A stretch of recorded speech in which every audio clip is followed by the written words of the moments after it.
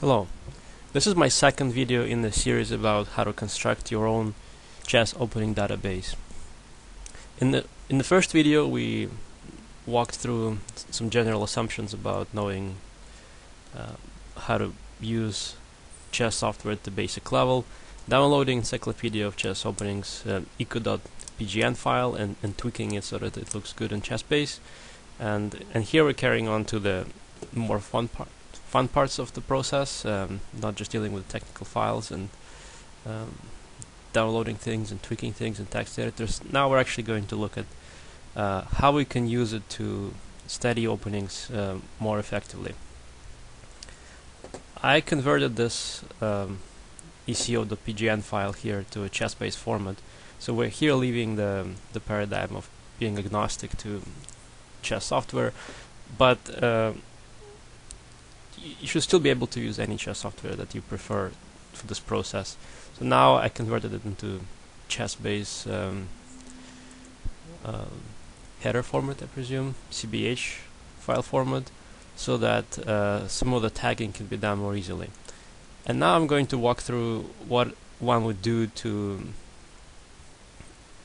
label things a certain way, to decide what belongs to your opening systems and what doesn't.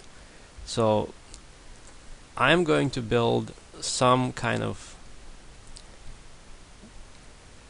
list of openings that I care about as black, and I'm going to decide that against e4 I'm going to play e5, and now I need to decide what are all the possible openings and opening systems that I need to be aware of as black. So because this database is sorted by Encyclopedia of Chess Openings indexes, it's the e4 e5 starts around the middle of it, so we're going to this game, and from here on we can see that after index c20 it goes like this. The first few moves are the most rare ones. Do we care about them? We probably do. So what we're going to do is anything that white can throw at us, we're going to label a certain way.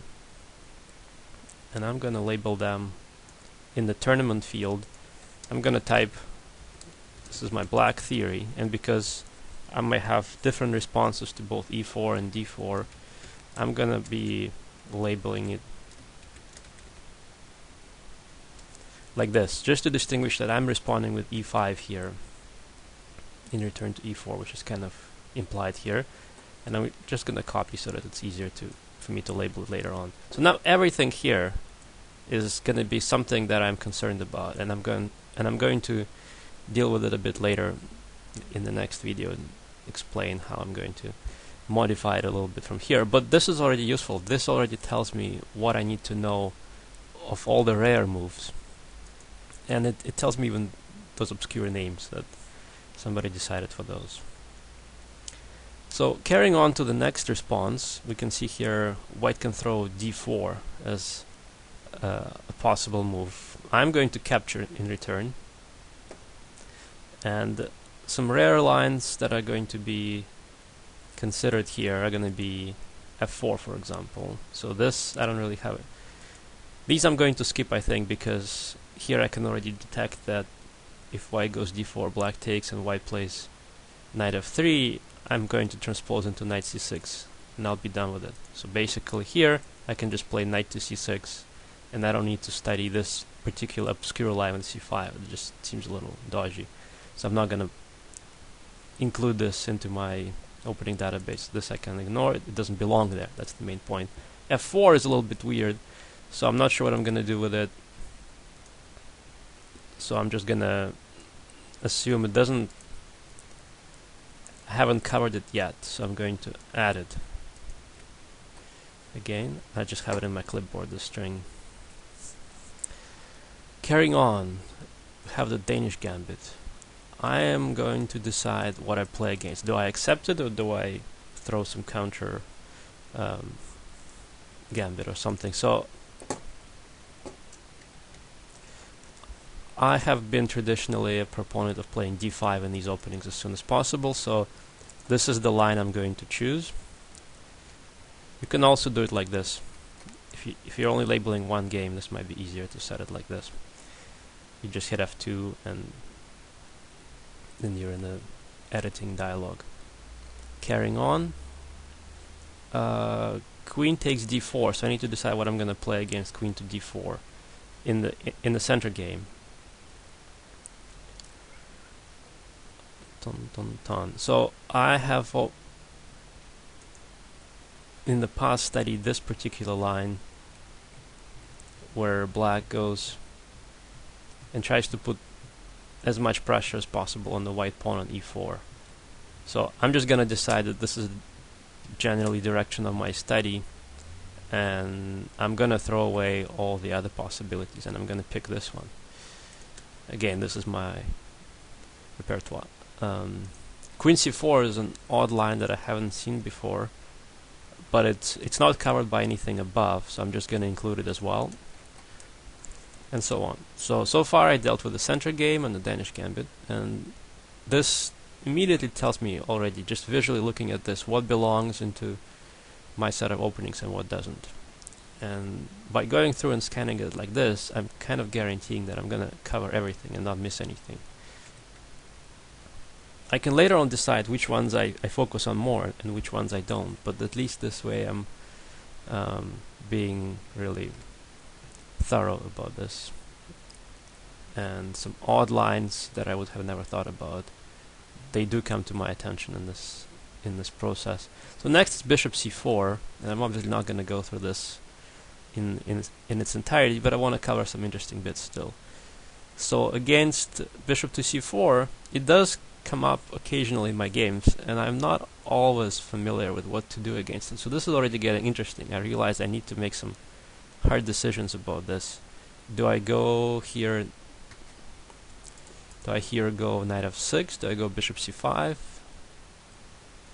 In general, I'm going to, in response to say this move, I'm planning to play, for example, this 2 knights defense, which I will get to later. But I already know that this is what I play and this is what I need to cover. So now already I start to think about transpositions and how I'm going to fit this this particular response to 2 bishop c4 into my overall system of openings, into my overall plan.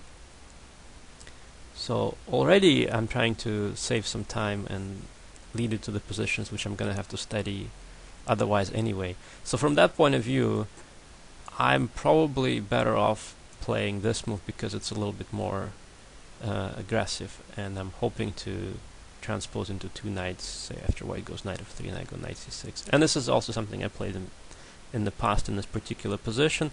So I'm moving on immediately to knight f6 because the rest of the responses are not something I'm going to play.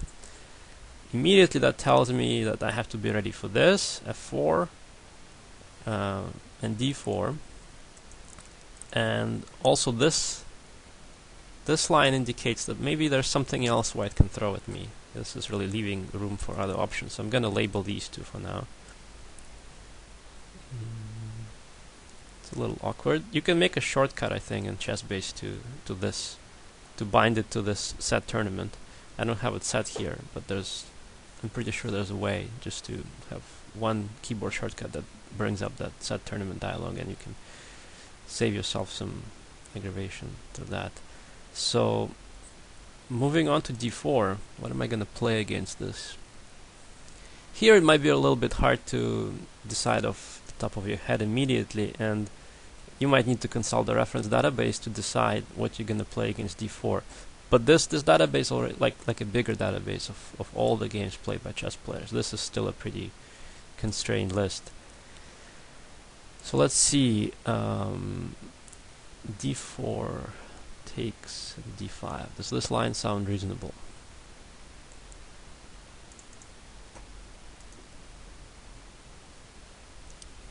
And then white can maybe play